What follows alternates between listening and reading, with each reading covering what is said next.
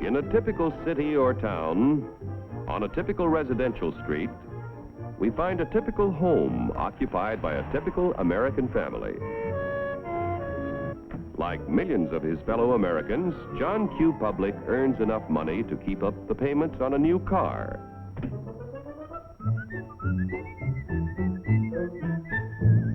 He takes great pride in owning a fine, new, long-term mortgaged home that was built to last a lifetime.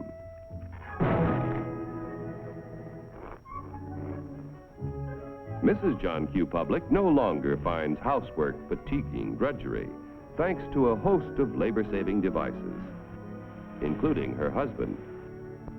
Mr. John Q., because of a 40-hour week, has the leisure to dream about his favorite sport. Darling! Oftentimes, in a secluded corner of his private den, John Q. reflects on some of the better things he has done with his life. Insurance to protect his family if he is called before his time. Money in a savings account for emergencies, for summer vacations, and to help put John Q. Jr. through college. In spite of the high cost of being a husband and father, John Q. has a private little nest egg. His practical nature tells him it ought to do more than collect moths. Let's see, where did I put this thing? I know it's... common stock. Do I own any? I don't even know what they are. In that case, it might be a good idea to get a little information with a fellow who owns and operates a company that makes and sells oil drums. Each year, customers buy more and more from our because he makes a better oil drum than his competitors. One day, customers demand more oil drums than the owner can produce. He figures it will take about $3 million to do the job. So he decides to form a corporation to sell shares in his business to raise the capital he needs. First, the owner goes to the state government to get a corporation charter and permit to sell shares in this business. Next, our friend goes to an investment banker and shows him the record of the oil drum manufacturing company's past performance and plans for expansion. The investment banker decides to help our friend sell shares in the corporation to raise the $3 million. However, before any shares in the corporation can be sold, certain information must be filed with the Securities and Exchange Commission in Washington. The investment banker and the owner must swear that the information they file contains nothing but the truth. Registration with the SEC does not imply that the government approves the stock issue as a good investment, but only assures the public the material statements about the stock issue are false. Punishment will be according to the law. After SEC registration is effective, the investment banker pays the owner $3 million in exchange for a certain number of shares in the Oil Drum Manufacturing Corporation. The investment banker sells shares of the common stock to people at a price of $3 million investment and shows a profit for his services in selling the stock. Money received from the sale of shares in the business builds a new and better plant, which produces more and better oil drums. The people who bought common stock own proportionate shares in the corporation, tools, equipment, and all of its assets. Common stockholders elect the directors of the corporation. Directors represent the stock and are responsible for the way the business is run. Directors determine the amount of dividends, if any, to be paid out of earnings to the stockholders. Naturally, when stockholders invest in a business, They hope to receive dividends to help pay for necessities of life. Within a few short years, an increasing demand for the company's product poses a friend. How can he fill all the orders? He will have to build more plants and buy more tools to increase production of oil drums. It will take about $20 million to do the job. One way to get this additional capital is to sell more stock to many more people. So the Oil Drum Manufacturing Corporation votes to send its president to the New York Stock Exchange to see if their common stock can qualify for listing. The corporation wants to list its securities on the exchange so that the additional stock they need to sell will be more attractive to investors all over the nation. Securities listed on the New York Stock Exchange can be sold for cash any time in this national marketplace.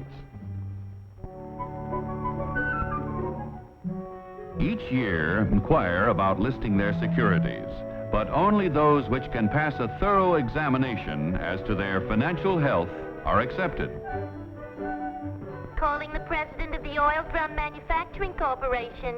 Calling the president of the Oil Drum Manufacturing Corporation. Report to Examination Room B. Attention all members of the Stock List Department. Report to Examination Room B. The Stock List Department examines the qualifications of corporations to be listed on the New York Stock Exchange. The corporation must have substantial assets in plants, tools, equipment, and cash. There must be a broad distribution of its shares among a large number of stockholders. The corporation must show successful management and sales records and annual net earnings at the time of listing of at least $1 million. The proposed stock issue must meet federal, state, and New York Stock Exchange regulations. The corporation must agree to report to its stockholders at frequent intervals. If the examination by the Stock List Department indicates the corporation meets minimum requirements of the exchange at the time of the examination, the corporation's application for listing is recommended.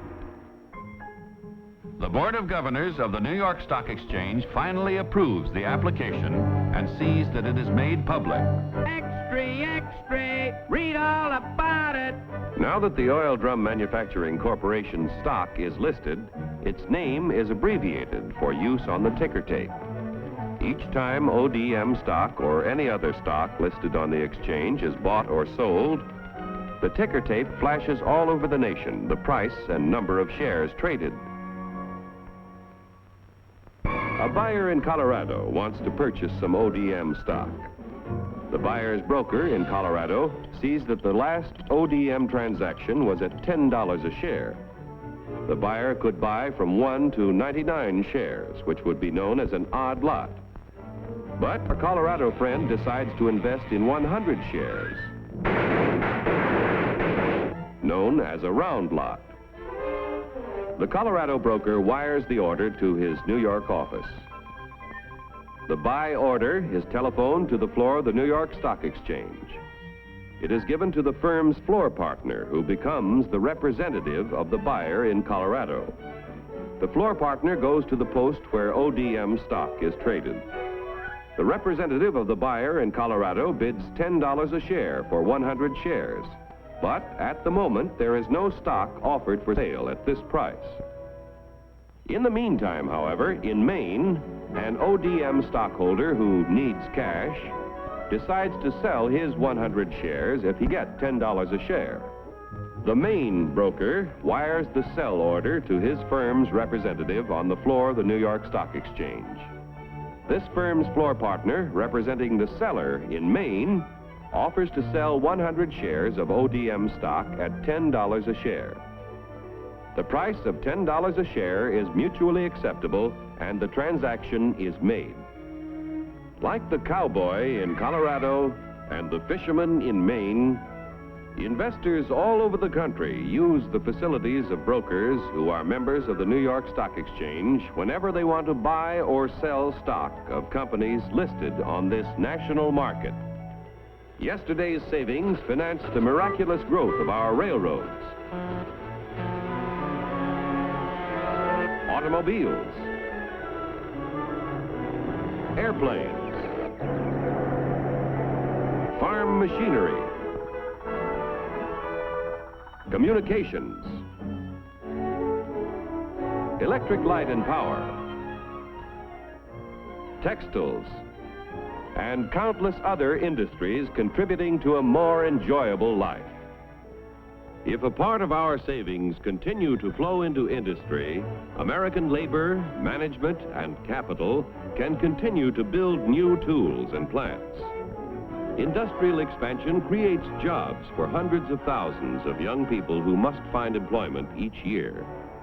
A growing capacity to produce things which make life better in peacetime can be our greatest protection in time of war. When danger threatens, we can convert industry to produce the things we need to defend ourselves. Common stock investments have helped to make our country prosperous and powerful. Owning a share in American industry is like owning a share in the future of our nation. But remember, John Q, there is a risk as well as an advantage in owning any kind of property. So get the facts before you put your money to work.